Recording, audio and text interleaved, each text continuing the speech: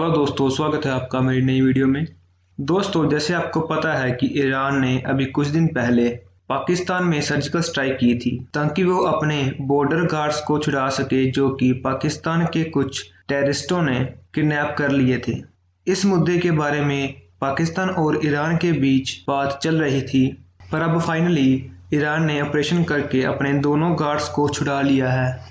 और ये बात पाकिस्तान के कुछ अलाई कंट्री जैसे तुर्की ने भी कंफर्म की है, पर फिर भी पाकिस्तान की मीडिया इसको अभी भी नकार रही है और ये मानने से मना कर रही है कि उनके वहाँ कोई स्ट्राइक हुई थी, जैसा कि वह हमेशा करते हैं। जब भारत ने पाकिस्तान पर स्ट्राइक की थी तो तब भी उनका यही रिएक्शन था। इस डिस्कशन में आप देखेंगे कि कैसे कि सरदार रमनीक सिंह ने कमर चिमा को इस बात पर खूब धोया। तो चलिए दोस्तों, देखते हैं उनकी आज की वीडियो। पर इससे पहले अगर आपने हमारा चैनल सब्सक्राइब नहीं किया तो प्लीज़ सब्सक्राइब करिए ताकि इस तरह की वीडियोस आप सबसे पहले देख सकें। साहब, आपके बात का बहुत शुक्रिया सर।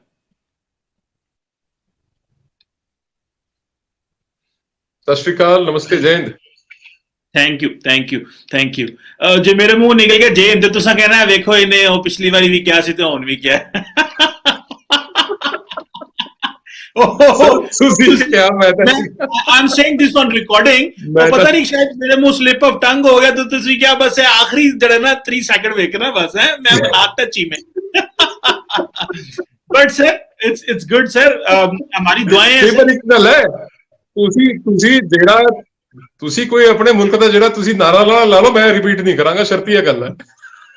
नहीं, देखिए बात ये है, मैं ये कहता हूं कि हर इंसान को, भारत के लोगों को यही कहना चाहिए जी, भारत जिंदाबाद। पाकिस्तान को कहना चाहिए पाकिस्तान जिंदाबाद। तो अच्छा, खूबसूरत बात है।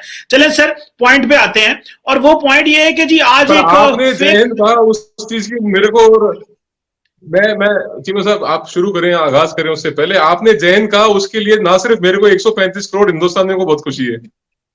नहीं जी नहीं, मैं चाहता हूं भारत जो है वो तरक्की करे, भारत ग्रो करे। मैं कोई भारत का दुश्मन नहीं हूं। मैं ये कहूंगा जी, हम तो उस सोच के दुश्मन हैं जो नफरत फैलाती है। हम तो भारत को तो हम पसंद करते हैं, लेकिन जो हम कहते रहे हैं जी, हम तो उसके पीछे हैं जो नफरत ना फैलाए। बस ये मौकफ है।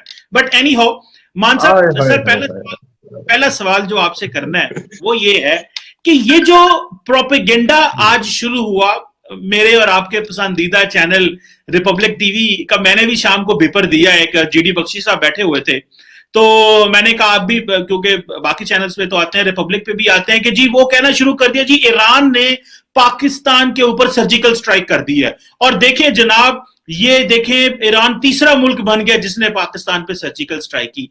मैं ये जानना चाहता हूं, कहीं कोई बात नहीं है, कुछ भी नहीं है, ये आउट ऑफ द ब्लू कहां से बातें बन जाती हैं मीडिया के ऊपर, और खास करके भारत के मीडिया के ऊपर? मान साहब, आप इसमें जरा रोशनी डालें ना सर। मैं जी बिल्कुल रोशनी डालूंगा, और आपने सवाल पूछा तो मेरा फर्ज बनता है जवाब देना। अब देखिए, पहला मुल्क बना भारत, सर्जिकल स्ट्राइक जिसने आपके मुल्क के अंदर घुस के मारा। दूसरा मुल्क बना अफगानिस्तान, और तीसरा मुल्क बना ईरान।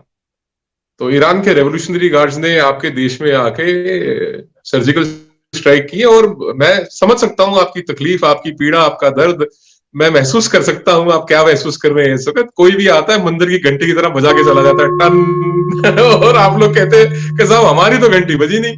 और पहले कहा, आपने खुद कहा कि वो चिड़िया, कौवे, तोते मर गए और सब तरीके की बातें, वो निकल जाएगी बात, धीरे धीरे बाहर आ जाएगी। सच्चाई कितने दिन छुपाओगे? पहले भी आपने 40-41 दिन के बाद मीडिया को जाने दिया बालाकोट में, आप भी हो जाएगा, धीरे धीरे निकल आएगी सारी कहानी बाहर। कोई बात नहीं, आप चिंता क्यों कर रहे हो? आपके नहीं हुआ ना, कोई नहीं हुआ ना, आप चिंता मत करो, कोई बात नहीं, छोड़ दो।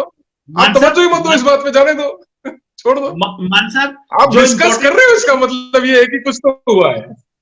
मैं बता देता हूं मान साहब, जो इंपॉर्टेंट चीज है, आपकी खूबसूरती ये है कि अगर पाकिस्तान 2 दिन बाद डिफेंस अताशीज को और इंटरनेशनल मीडिया को लेके बालाकोट चला गया, आपने इतना शोर मचाया, अपने ऑडियंस को बताया जी 40 दिन 40 दिन 40 दिन। सुनिएगा सुनिएगा सुनिएगा, इतना आपने शोर मचाया, मान साहब को लोगों ने कहना शुरू कर दिया 40 40 40 साल। एक चीज आज आपने कह दिया जी अफगानिस्तान ने कर दी, फिर आपने ईरान का नाम ले लिया। मुझे एक बात बताएं, जो बालाकोट में हुआ वो तो हुआ रात के अंधेरे में, सुबह 4 बजे खौफनाक एक बड़ा हमला करने की कोशिश की, लेकिन मुझे एक चीज की समझ नहीं आई, ये रात के अंधेरे का क्यों इस्तेमाल किया गया? रात के अंधेरे का क्यों इस्तेमाल किया गया? इतना खौफ कैसा था मान साहब? एक तो मुझे ये बता दें, और दूसरा, हम तो दिन की रोशनी में आके मारते हैं ना मान साहब, दिन की रोशनी में ही अभिनंदन पकड़ा था, और दिन की रोशनी, हाँ, अभिनंदन को रात के अंधेरे में छोड़ा था, अभिनंदन को रात के अंधेरे में छोड़ा था मान साहब, लेकिन दिन की रोशनी में पकड़ा था और सारी दुनिया ने देखा। आप रात के अंधेरे में आते हैं, और दूसरा अभी ईरान को भी साथ डाल लिया। मेरा ख्याल है कि सारा कुछ आप अपने डोमेस्टिक प्रोपेगेंडा करने के लिए और अवाम को खुश करने के लिए करते रहते हैं, ऐसी बात है मान साहब? थोड़ा सा ना लॉजिक और रीजनिंग के साथ बात कीजिए चीमा साहब। आपका कहते हैं ना कि हमारा हमसाया मुल्क है और हमारा बिरादर मुस्लिम मुमालिक है, इस्लामी मुल्क है, तो ये सब बातें जब आप कहते हैं तो मेरे को दिखा दो ईरान ने कब कहा कि साहब इंडिया प्रोपेगेंडा कर रहा है और हमने कोई सर्जिकल स्ट्राइक नहीं करी पाकिस्तान के अंदर। ईरान का बयान आया है, वो दिखा दो।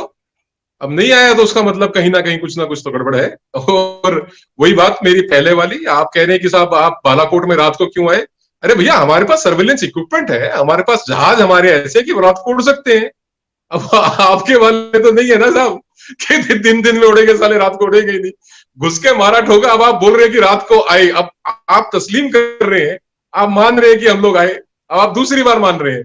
पिछली बार भी आप मान गए थे, फिर आप तुरंत मना कर गए थे, अब तो आप कह रहे हैं कि तुम रात को क्यों आते हो? अरे क्या खौफ है? आपके पास रेडार नहीं है क्या? पता नहीं लगा? या हमारी एयरफोर्स इतनी शानदार है, इतनी अच्छी प्लानिंग और एग्जीक्यूशन थी कि वहां पे आपको बालाकोट में जब आपको मार के चले गए तब आपको पता चला कि कुछ हुआ है, फिर आपने कहा नहीं साहब ये तो पेड़ गिरे, यहाँ पे चिड़िया कौए तोते मारे, और वो जो टेक्निकल सर्वेलेंस है 300 मोबाइल फोन वहां पे चल रहे थे जिस वक्त, तो वो जाहिर सी बात है वो घोंसलों के अंदर बैठे हुए कौए मोबाइल फोन मिला रहे होंगे दाएं बाएं अपने रिश्तेदारों को। बहरहाल देखिए, denial, you are in a constant state of denial. आपके मुल्क की जो खूबसूरती है ना साहब, जो शानदार बात है आपकी कौम की, आप डिनायल में रहते हैं, मानते ही नहीं किसी बात को। आप अभी आपने अभिनंदन का नाम लिया, पंजाबी च कहने ना परौना आंदा घर जवाई एक दिन में छोड़ा उसको कि भैया जाओ, और आप कह रहे हैं कि 2 दिन में हमने बालाकोट में ले जाके दिखा दिया था। तो मेरे ख्याल 40 दिन, अगर मेरा, बिकॉज मेरा गणित कोई बहुत अच्छा नहीं है, मेरा मैथ्स इतना अच्छा नहीं है, 960 घंटे होते हैं, तो मेरा ख्याल है कि जी जाहिर सी बात है 480 घंटे का दिन है आपका, तो आपने 2 दिनों में जाके दिखा दिया। वो तो डेफिनेशन तो आप कोई भी चेंज कर सकते हैं उसमें तो आप लोग ग्रेट है साहब, इसमें तो मैं आपको सल्यूट करता हूं कि आप लोग इतने ग्रेट है, आप डेफिनेशन किसी भी चीज की बदल सकते हैं।